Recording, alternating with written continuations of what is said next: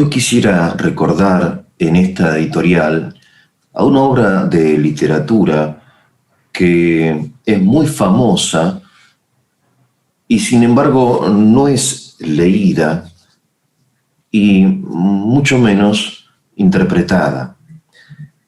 Como sucede habitualmente con las grandes obras de literatura que están en la currícula, digamos, escolar, y que por el solo hecho de ser obligatoria termina siendo indeseable y las leemos o leemos algún resumen o hay muchos resúmenes en YouTube, etcétera, pero no nos interesa realmente, ¿no? Es muy difícil que nos interesa algo que hacemos por obligación. Y es por eso que habitualmente empezamos a descubrir la literatura o la filosofía o la ciencia después de haber terminado la escuela, ¿no? Lo mismo sucede con la fe. Cuando nos obligan a estudiar o a ir a misa, esa misma obligación, digamos, provoca de parte de los chicos, de los adolescentes, cierto rechazo, ¿no? Por eso habitualmente la gente que sale de escuelas católicas es la más anticatólica, ¿no? Curiosamente. La obra en cuestión es Fausto, de Goethe. Fausto es una historia de muchos siglos atrás, ¿no? Que se remonta, si quieren, a la Sagrada Escritura, ¿no? Aquel diálogo que tienen, como en el prólogo del libro de Job, Dios y el enemigo de la raza humana, ¿no? Satanás, etcétera. A ver si se puede quedar con el alma de Job, etcétera. O sea, la participación de esta realidad misteriosa que es el demonio, el diablo, Satanás, Belzebul. Es decir, hay muchas formas de designarlo, muchas palabras, en el estilo humano. El hecho es que en la Edad Media se cree, y de hecho hubo un Fausto real, ¿no? un doctor real, así llamado Fausto, se creía que es posible hacer un pacto con el demonio mediante el cual el hombre, después de la muerte, le entrega el alma a cambio de que durante la vida el demonio le dé la felicidad. Un poco ustedes recordarán las tentaciones de Cristo, ¿no? Es un texto muy importante del Evangelio, muy importante, donde Cristo, después de ayunar durante 40 días y 40 noches, recibe, digamos, la visita de este ser que le propone determinadas cuestiones, ¿no? Como un pacto. Si tal cosa, te doy tal otra, ¿no? Es decir, como una especie de comercio con un mutuo beneficio para Cristo y para el otro. Bien, entonces Fausto está insatisfecho. Y esto es lo primero que hay que tener en cuenta, que lo propio del hombre caído, digamos, ¿no? Del hombre en pecado, es el estado de insatisfacción. Y es un poco según un importante interpretador de este texto, lo que caracteriza al hombre moderno, ¿no? Es el sentirse insatisfecho. Es un tema para analizar en forma aparte, ¿no? Pero es precisamente la insatisfacción de Fausto que ha probado esto, ha probado lo otro, el conocimiento, no sé, la fama, el dinero, las mujeres, el placer, qué sé yo, lo uno, lo otro, y no hay nada que lo satisfaga. Por eso, en esa insatisfacción de Fausto, que hay que tener mucho cuidado, digo, nosotros, ser muy cuidadosos cuando estamos en un estado de permanente insatisfacción. Deberíamos preguntarnos por qué y cómo solucionarlo, ¿no? porque no es el estado habitual del cristiano, no es el estado habitual. Bueno, obviamente uno puede estar insatisfecho porque le duele la muela, por cosas así, pero no en forma total, existencial, ¿no? La gracia divina hace que el cristiano esté sereno, esté contento, esté alegre y feliz. ¿No? Es propio. Eso lo digo en forma aparte, pero yo no soy especialista en estas cosas, pero creo que va por ahí, ¿no? Y entonces, lo que yo quería decir es lo siguiente. Si le aparece Fausto, perdón, Mefistófeles, ¿no? Es así como se llama en la obra de Goethe, escrita a finales del siglo XVIII, ¿no? Una época del romanticismo y del idealismo. Y entonces le pregunta, ¿quién eres? Fausto, a Mefistófeles. Mefistófeles le responde, leo, soy una parte de aquel poder que siempre quiere el mal y siempre obra el bien. Repito, soy una parte de aquel poder que siempre quiere el mal y siempre obra el bien.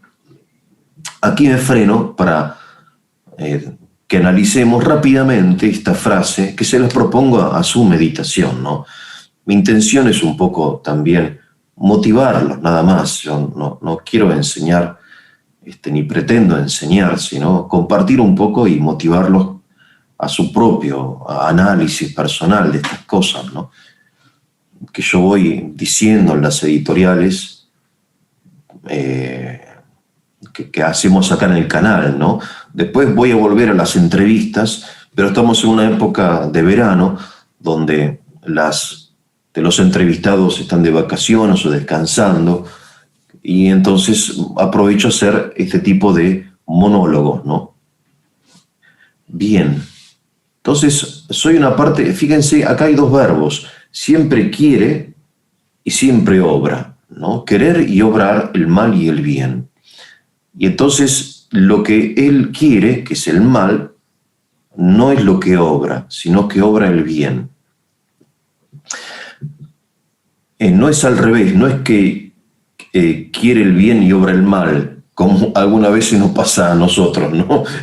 Que queremos hacer algo bueno y nos sale para el lado de los tomates. No, es al revés. Él quiere el mal y obra el bien. Es muy interesante y yo he escuchado una interpretación falsa, devota, sí, de parte de algunos cristianos que quizá en forma ingenua creen que Mefistófeles está diciendo que el poder de Dios hace que yo, aún haciendo el mal, deseando el mal, haga el bien, ¿no? Es como lo que decía San Pablo, ¿no? Que todo concurre para el bien de los que aman a Dios. De modo que aún las obras del demonio, las persecuciones, por ejemplo, contra los cristianos en la antigüedad y en la modernidad, provocadas por envidia del demonio, producen finalmente el heroísmo de los mártires, ¿no? De modo que, deseando el mal, es decir, destruir a la iglesia, hago el bien, provoco la exaltación de los mártires gracias a su heroísmo, ¿no? Suceden cosas así. De hecho, las cosas malas tienen cosas buenas, ¿no? La misma guerra, por ejemplo, que es un mal, no digo absoluto, pero casi absoluto, ¿no? La guerra provoca el heroísmo de nuestros héroes, ¿no? El caso de Malvinas, por ejemplo. El heroísmo de nuestros héroes, que nunca debemos olvidar, fue provocado por una decisión realmente poco inteligente de los gobernantes del poder de aquella época, ¿no? Y entonces esta interpretación es muy linda, pero es falsa. Mefistófeles no está diciendo eso.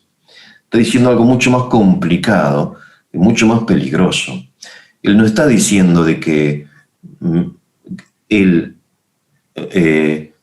deseando el mal, se provoca el bien a una causa que no es él, que puede ser la providencia divina o el espíritu humano que siempre se superpone a las cosas malas, ¿no? Por ejemplo, el caso de, no sé, de la pandemia, por ejemplo, ¿no? Que es un mal, obviamente, pero ha provocado de repente la actividad científica, la organización de la salud a nivel mundial, la prevención, en fin, siempre el hombre se superpone al mal y logra hacer cosas mejores, ¿no? O sea, y esto es algo extraordinario del hombre.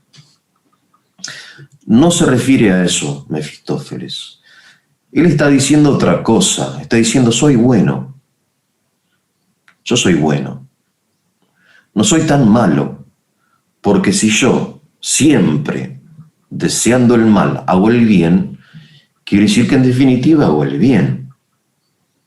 Porque lo que importa no es lo que uno desea, sino lo que hace. Entonces no soy tan malo. Él se la da de inocente, de ingenuo, se ríe de sí mismo. Recuerden que él siempre miente, siempre miente. Por eso acá está mintiendo, no es que está reconociendo que hay un poder superior que hace que sus obras malas se conviertan en un fruto bueno. No, no. Está diciendo que, en fin, el mal y el bien son lo mismo. ¿Qué diferencia hay entre lo malo y lo bueno? Esto es un poco el espíritu de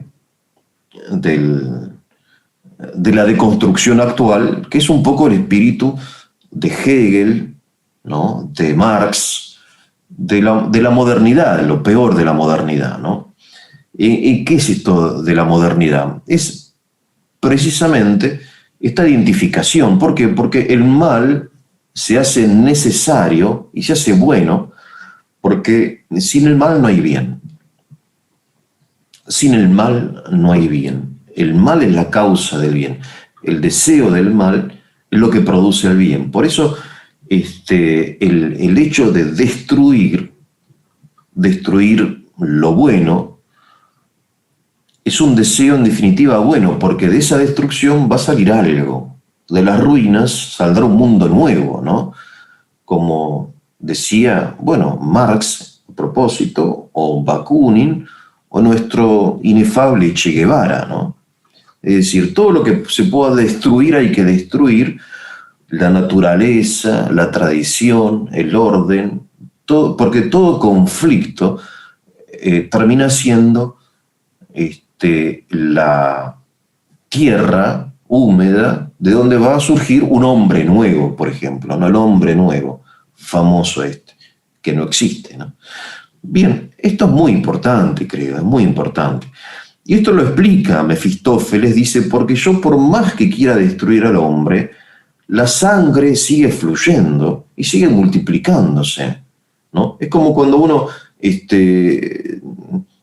corta no sé, uno de estos seres primitivos, de los primeros de la vida, de la evolución, ¿no? Un gusano que termina siendo 2 y corta al otro y terminan 4. Quiere decir que la destrucción, la partición, la división termina en la multiplicación. O sea, Mefistófeles reconoce que la especie humana es inmortal, no la puede destruir. Y cuanto más mal provoque, más fuerte sigue fluyendo la sangre. Esto tiene que ver con lo que después en términos filosóficos se va a explicar como la dialéctica, ¿no? Histórica, que la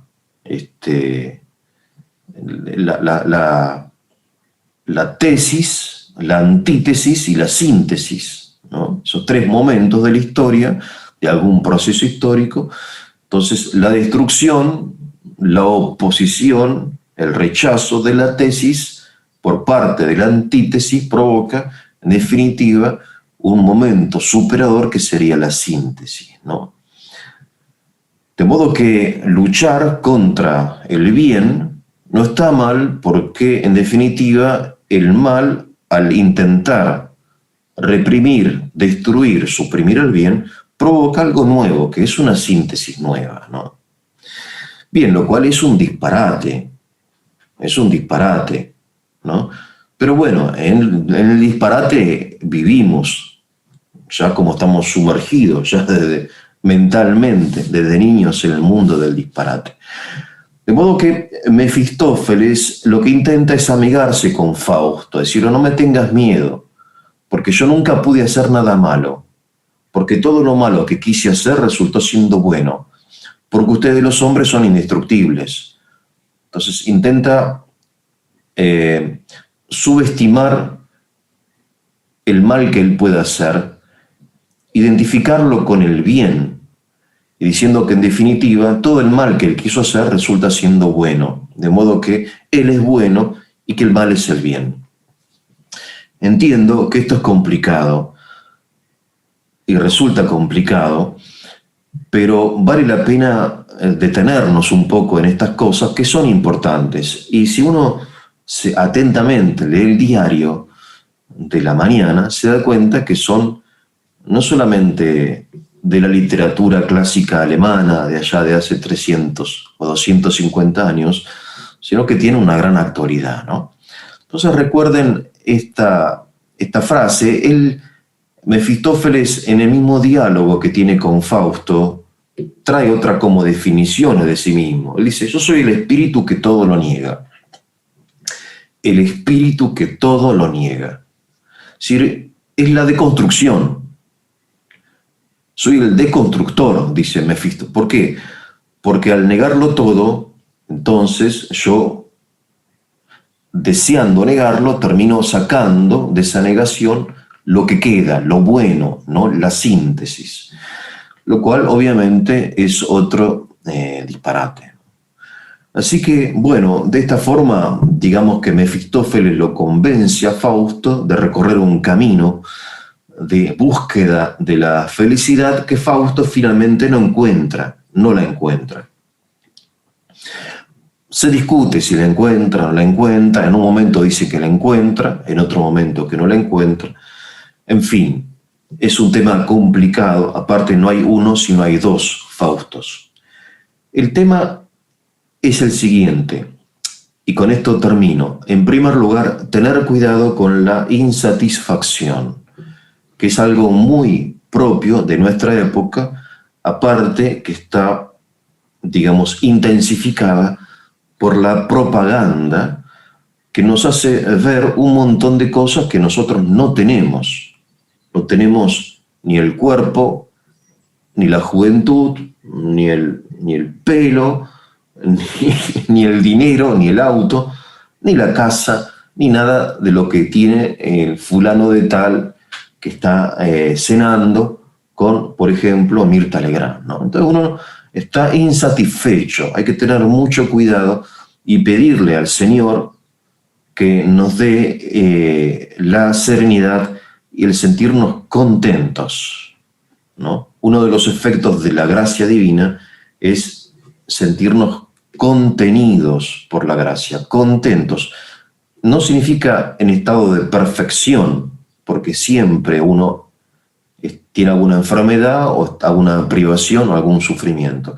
Pero la gracia provoca aún dentro de esa situación un estado de serenidad y de felicidad que impediría, digamos, que se nos acerque este personaje que Fausto, que Goethe en su Fausto llama Mefistófeles y que siempre miente, es el padre de la mentira, lo llama Cristo, ¿no?